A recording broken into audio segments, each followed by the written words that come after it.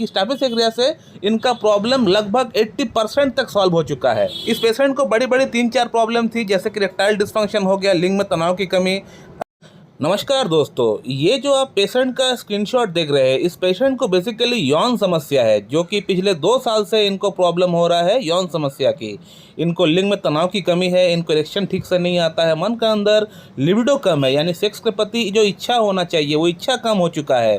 और ये problem suddenly इनका अंदर डेवलप हुआ, अचानक से, जस्ट 2 साल पहले अचानक से इनका अंदर डेवलप हुआ है, जिसके लिए ये पेशेंट बहुत जगह से इलाज भी कराया है, होम्योपैथिक, एलोपैथिक, यूनानी, आयुर्वेदिक, हर जगह से इलाज किया हुआ है, लेकिन कुछ खास परिणाम इनको नहीं मिल पाया है ट्रीटमेंट से। तो इस पेशेंट को मैंने आज से 2 महीना पहले पूरा थॉरोली केस टेकिंग करके मैंने इनको स्टैफिलोकोकस होम्योपैथिक मेडिसिन को प्रिस्क्राइब किया था एलएम पोटेंसी में 0/1, 0/2, 0/3, 0/4।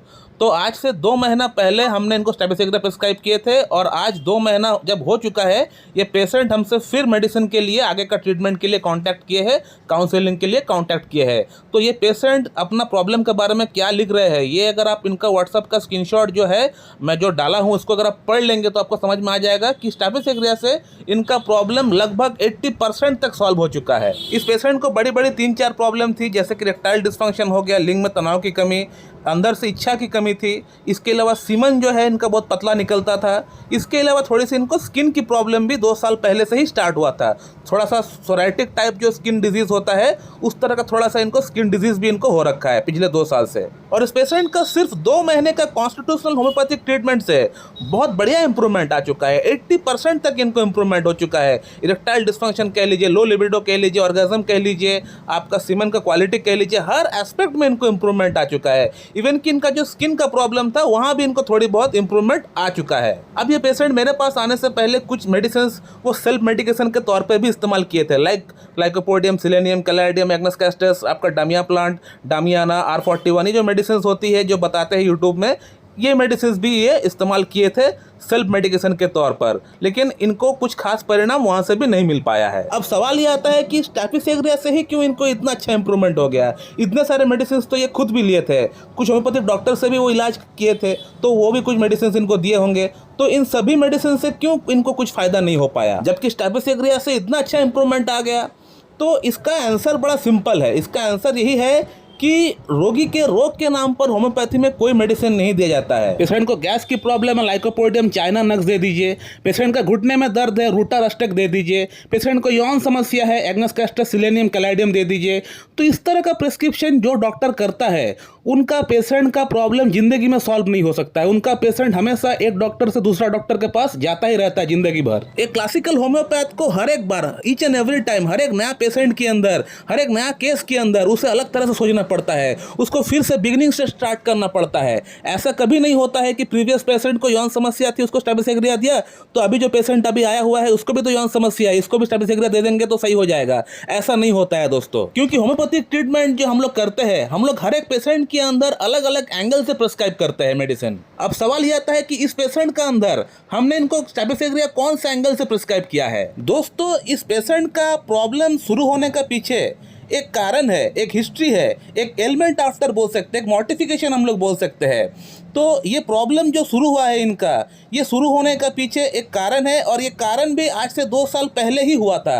जब ये प्रॉब्लम शुरू हुआ था उससे जस्ट पहले ये प्रॉब्लम हुआ था, उसके बाद से इनका अंदर यौन समस्या शुरू हुआ है। तो केस टेकिंग के दौरान मैंने इस पेशेंट से एक सवाल किया था कि आपको क्या लगता है कि आपका ये प्रॉब्लम शुरू होने का पीछे क्या कारण हो सकता है। तो पेशेंट ने मुझे ये रिप्लाई किया कि सर, हमने हस्तमैथुन हो सकता है थोड़ा ज्यादा किया है, इसके कारण से हो सकता है ये प्रॉब्लम आया हुआ है। तो जी हाँ, हस्तमैथुन एक कॉज तो जरूर है, लेकिन क्या इसको भी छोड़कर और कोई कारण है, क्या और कोई बड़ा कॉज इसका पीछे चुप कर बैठा हुआ है? तो हमें वो कारण भी जानना पड़ेगा। पेशेंट से हमको सवाल करना पड़ेगा कि क्या आपका लाइफ में कोई हादसा हुआ था, कोई ऐसा कोई एक्सीडेंट हुआ था। तो अगर एक जेन्युइन होम्योपैथ को पेशेंट का प्रॉब्लम का शुरू होने का कारण अगर मिल जाता है, अगर कॉजेशन मिल जाता है, तो फिर ये तो सोने पे सुहागा हो गया। अगर कॉजेशन अगर कुछ नहीं भी है तो भी कोई बात नहीं, कॉजेशन हमेशा हर केस में होगा ऐसा कोई बात नहीं है। लेकिन अगर कॉजेशन अगर मिल जाता है, अगर कोई केस में कॉजेशन है, कोई बड़ा एलिमेंट आफ्टर है, तो अगर मिल जाता है तो फिर ये बहुत ही बड़ी बात है, बहुत ही अच्छी बात है। पेशेंट के लिए ये भी अच्छी बात है, डॉक्टर के लिए भी अच्छी बात है, क्योंकि पेशेंट का प्रॉब्लम को सॉल्व करना फिर उसके लिए फिर कोई बड़ी बात नहीं रहेगी। ये यौन समस्या क्या, इससे भी बड़ी बड़ी प्रॉब्लम हम लोग ठीक कर सकते हैं। ऐसे ऐसे प्रॉब्लम ठीक कर सकते हैं जिस प्रॉब्लम को ठीक करने के बारे में एलोपैथिक डॉक्टर सोच भी नहीं सकते हैं। तो फर्दर पेशेंट से बात करने के बाद, केस में इन्वेस्टिगेशन करने के बाद मुझे ये पता चला कि आज से 2 साल पहले पेशेंट का बड़े भैया का शादी हुआ था और पार्टी के दिन इन्होंने काफ़ी ज़्यादा अल्कोहल कंज्यूम कर रखा था, जिसके कारण से इनका फादर ने इनको भरी सभा में सबके सामने इनको स्लैप लगाया था, थप्पड़ लगाया था और इंसल्ट करके इनको वहाँ से भेज दिया था। तो इस पेशेंट को बहुत ज़्यादा इंसल्टेड फील होना पड़ा कि पिताजी ने सबके सामने थप्पड़ लगा दिया, खरी खोटी सुना दिया और उनको वहाँ से तबाह कर दिया। इनको गुस्सा भी बहुत ज़्यादा आ रहा था पिताजी के ऊपर, लेकिन आखिरकार वो क्या कर सकते, पिताजी है, वो रिटालिएट नहीं कर सकते उनका ऊपर, तो गुस्सा को भी इनको पीना पड़ा। और इस पेशेंट ने अगला 2 दिन के लिए अपने आप को कमरे में बंद कर रखा था, कैद कर रखा था